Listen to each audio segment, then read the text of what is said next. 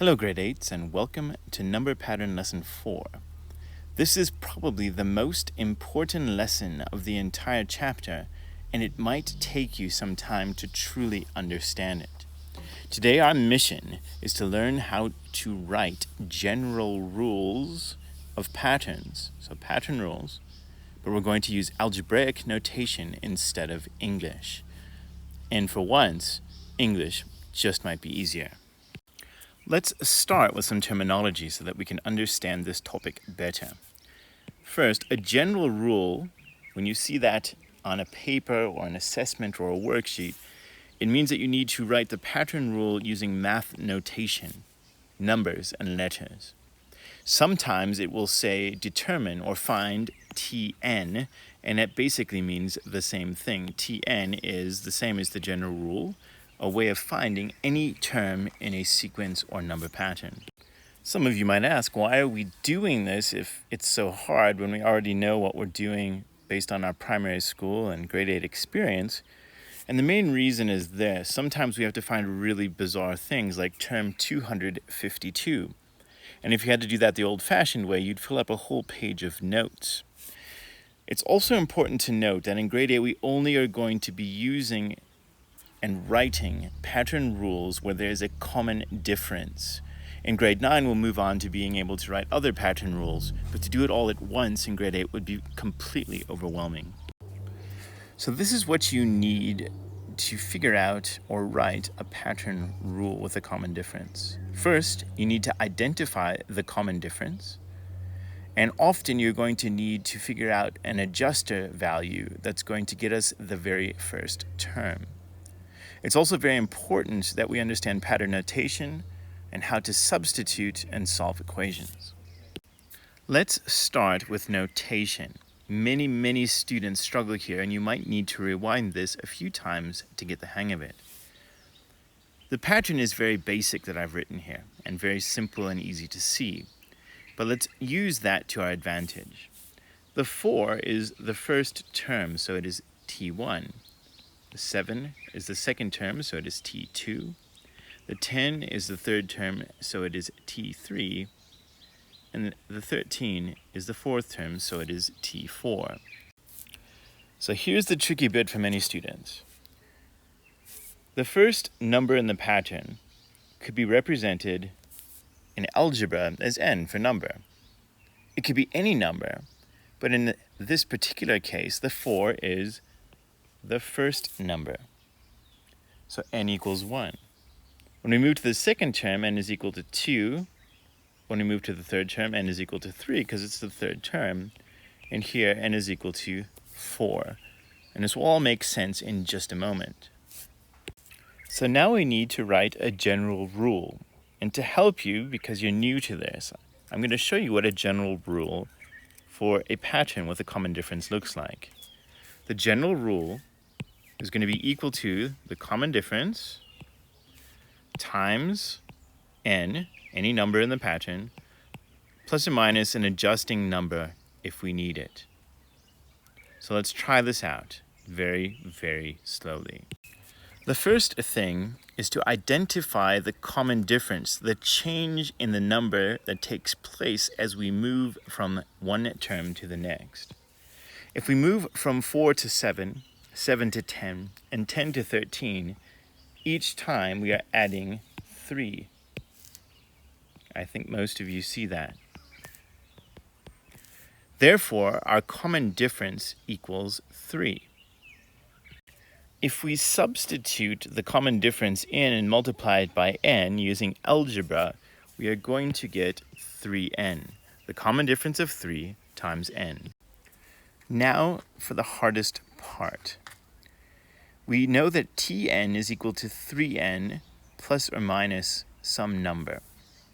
But we need to figure out what that number is, or to check and see if we only need to add 0. And the way we do this is we work with inputs and outputs.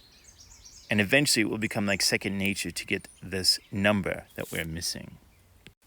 So let's go back to our pattern and look at it carefully. We know that the first term means n equals 1, and it's written as T1. So using some substitution, I'm now going to say T1, okay, is equal to 3 times 1 in the first term plus or minus some number. If I want, I could call it C. Now let's try to connect all the dots. Okay, C could be any number. But the most important and hardest part is that we know that T1's value is 4. So just stick with me now. Instead of writing T1, I'm now going to substitute and write 4. That's the value of T1 is equal to 3 plus or minus C. It doesn't matter if we write the plus and minus. I just use that to explain that sometimes we'll have to subtract. So what do we have here? One of the world's easiest equations. Most of you can just look at it and see already that C is equal to 1 because 3 plus 1 equals 4. But if you want to solve the equation, we can also do that. So going back to last term, to solve an equation, we need the letters on one side and the numbers on the other. So let's move this number over. Remember, we always want to do the opposite. So if it's a positive 3, we need to subtract 3 to get rid of that 3. And we'll get 1 is equal to C. This leaves us with our final answer, that the general rule of this particular pattern is that Tn is equal to 3n plus 1. So if I'm a good student doing some work, I would probably set up each and every pattern that I receive like this so that I don't make as many errors. What I want you to try to do now is get the general rule for this particular pattern. So pause the video and see how correct you are.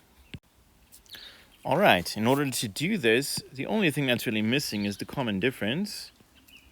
And if we're moving from 15 to 19 and 19 to 23, we are adding 4 each time. So if I want to work this out and use a substitution, I'm going to say that Tn is equal to 4 times n plus some number, or C. And then I'm going to substitute some information into this.